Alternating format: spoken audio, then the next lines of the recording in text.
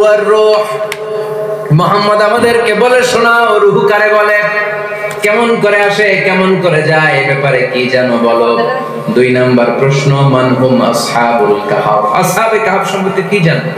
3 number প্রশ্ন, মান হুয়া যুলকারনাইন, যুলকারনাইন বাদশা সম্পর্কে কি জানো। আল্লাহর হাবিব সাল্লাল্লাহু আলাইহি ওয়াসাল্লাম বললেন গাদান উজিবুকুম, আগামীকাল বলে দেব। কি বললেন? সবাই বলেন উত্তরে কি বললেন? আগামীকাল বলে দেব। তো আগামীকাল সবাই এসে হাজির। বলো, 3টা প্রশ্ন রেখেছিলাম গতকাল, উত্তর বলো। আল্লাহর হাবিব সাল্লাল্লাহু আলাইহি ওয়াসাল্লাম বলতে পারলেন না, কারণ ওহী আসেনি। তিনি ছিলেন ওহী নির্ভর, dependent on wahi, dependent on revelation, guided by the wahi. তিনি এর পরের দিনে বললেন গাদান উজিবুকুম, আগামীকাল বলবো। এর পরের দিনে এরা এসে হাজির, উত্তর নাই। আল্লাহর হাবিব সাল্লাল্লাহু আলাইহি ওয়াসাল্লাম আবারও বললেন গাদান উজিবুকুম, আগামীকাল বলবো। এর পরের দিনে এরা এসে হাজির। এরকম 1 দিন 2 দিন 3 দিন নয়, টানা 15 দিন আল্লাহর হাবিব সাল্লাল্লাহু আলাইহি ওয়াসাল্লাম প্রশ্নগুলোর উত্তর করতে পারেন নাই। আল্লাহর হাবিব সাল্লাল্লাহু আলাইহি সাল্লামের নবুয়তী জিন্দেগিতে এত বিব্রতকর পরিস্থিতিতে তিনি কখনো পড়েন নাই। ইহুদিরা প্রতিদিন এসে হট্টগোল করে আর মক্কায় রটনা ছড়ায়, দেখো এই লোকটা যদি সত্যি নবী হতো তাহলে তো উত্তর করতে পারতো, ঠিক কি না?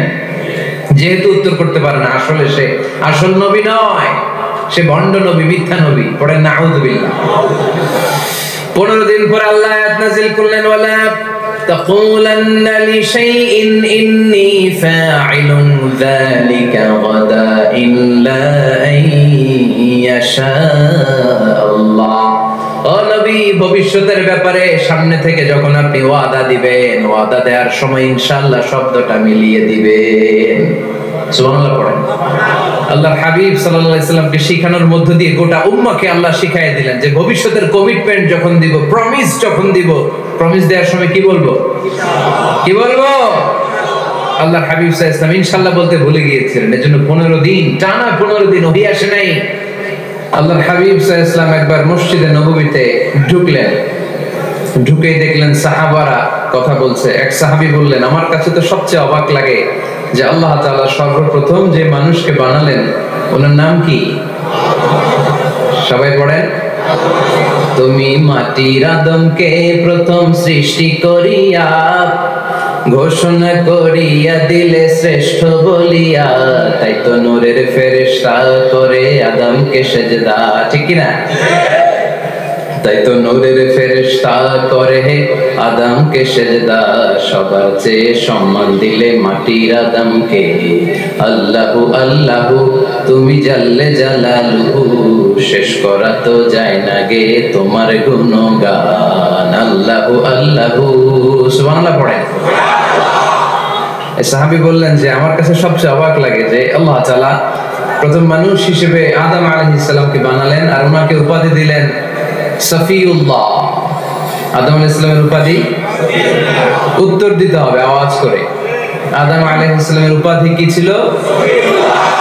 আল্লাহর হাবিব সাল্লাল্লাহু আলাইহি ওয়াসাল্লাম দূরে দাঁড়িয়ে শুনছেন সাহাবাদের কনভারসেশন। আরেক সাহাবা বললেন, আরে আমার কাছে তো এর চেয়ে বেশি অবাক লাগে যে তিনি মুসা আলাইহিস সালামকে বানিয়েছেন নাজিউল্লাহ।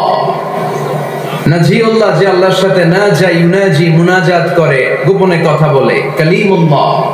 এইটা অবাক লাগে যে আল্লাহ তাআলা কোনো মিডিয়া ছাড়া, ভায়া ছাড়া, মাধ্যম ছাড়া পৃথিবীর একটা মানুষের সাথে সরাসরি কথা বলবেন। আমার কাছে তো ওনার মর্যাদাটা সবচেয়ে বড় মর্যাদা মনে হয়, উনি নাজিউল্লাহ।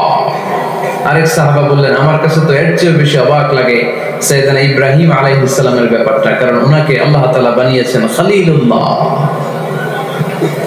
তাহলে একজনকে পাওয়া গেল সফিউল্লাহ, আরেক নবীকে পাওয়া গেল কালিমুল্লাহ বা নাজিউল্লাহ, আরেক নবীকে পাওয়া গেল খলিলুল্লাহ।